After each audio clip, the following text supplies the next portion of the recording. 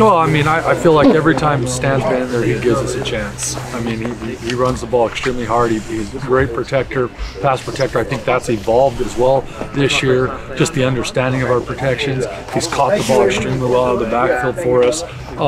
You know, the biggest challenge we've had is keeping him in the lineup the whole entire year, but right now he's as healthy as he's been at this time of year, I think, at any point in his career.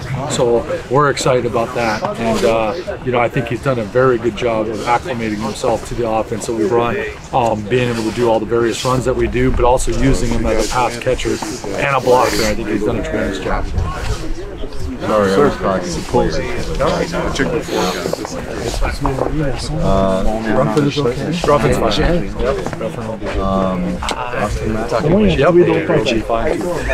How do you? I was going to ask you that were you able to conduct a proper practice? Absolutely. I mean, we didn't change anything that we were going to do today. You know, the footing is what it is. I mean, I would say this: I would love to practice this in this scenario with this snow on the ground, just in case. Who knows what's going to happen come Saturday?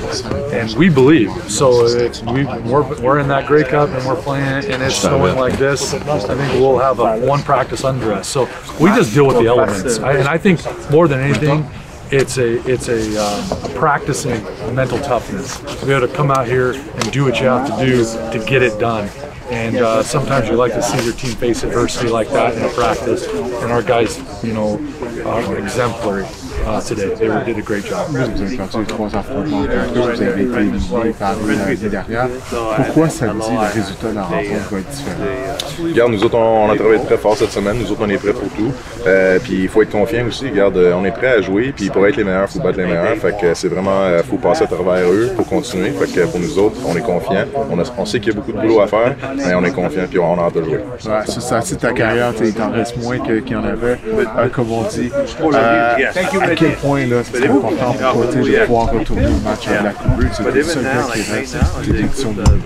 Regarde, à tous les années, c'est ça l'objectif. On veut y aller à tous les années. Fait que oui, ça fait longtemps, mais en même temps, c'est pas quelque chose que, regarde, comme tu as dit, ça fait longtemps. Ben, c'est pas des choses que je pense. Fait que pour moi, c'est vraiment juste de rester focus sur le plan de match de cette semaine. Et puis, avoir du fun et puis aller gagner le match. Être underdog par 9 points et demi ou whatever, ça fait quoi? Ça fait rien, honnêtement. Regarde, nous autres, on va sortir, on va jouer du bon football. Puis, comme j'ai dit, pour être le meilleur, il faut battre le meilleur. Puis en ce moment, c'est les autres les meilleurs. Fait qu'il va falloir prouver les choses cette semaine. Une pratique comme aujourd'hui dans la chenoute, puis tout ça, là, ça vous tient la peine? C'est sûr, ça vaut la peine. Regarde, côté mental, il faut être fort quand même. Côté mental, il faut être capable de passer à travers des pratiques dans la neige. C'est pas facile, c'est sûr, c'est pas à 100%, mais en même temps, on peut dire peut-être qu'elle nous donner un petit peu de repos aussi, aller moins vite. Mais c'était vraiment côté mental aujourd'hui. Puis si on est capable de limiter nos erreurs, ça nous donne des bonnes chances pendant le match. Vous avez donné 12 sacs en 3 matchs contre les méchants Renats.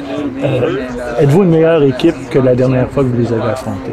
Absolument. On a eu une progression depuis ce point-là. Regarde, je pense que la dernière fois qu'on a perdu, c'était contre eux autres. Fait que, on a quand même bien joué les 6 matchs après. Fait que 6 ou 7 matchs après. Fait que pour nous autres, on est confiants. Les sacs, c'est pas toujours l'histoire de la game au complet. Il y a plusieurs raisons pour des sacs, mais on sait offensivement, on est meilleur qu'on était, puis on a hâte de le montrer cette semaine.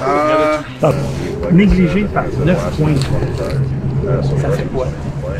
Bon, ça me dérange tellement pas. Je viens de l'apprendre juste le team. On regarde tellement pas ça, les statistiques de qui va gagner les odds. Je sais pas comment tu peux dire ça en français. Honnêtement, nous, ça nous affecte tellement pas. Je pense qu'il n'y a aucun joueur dans l'équipe qui est affecté par ça. Je pense qu'à l'inverse, je sens une confiance puis je sens une situation qui est complètement différente l'année passée. On arrive là, tellement plus dans un bon momentum comparativement à l'année passée en fin de saison où est-ce qu'on a fini sur des défaites. Là, comme Sankey a bien dit, en septembre, on va tout gagner les matchs jusqu'à la Coupe Bleue, puis en ce moment, on est dans une bonne lancée. Je pense que c'est ça que l'énergie qui est, peu importe ce que les médias vont dire, peu importe ce que les sites de Paris vont dire. C'est pas ça qui va affecter le jeu va se passer ou qu'est-ce qui va arriver. Le camp arrière qui a eu plus de succès contre vous cette année, c'est Chad Kelly avec un match de 345 verges chez Qu'est-ce que vous devez faire comme défense?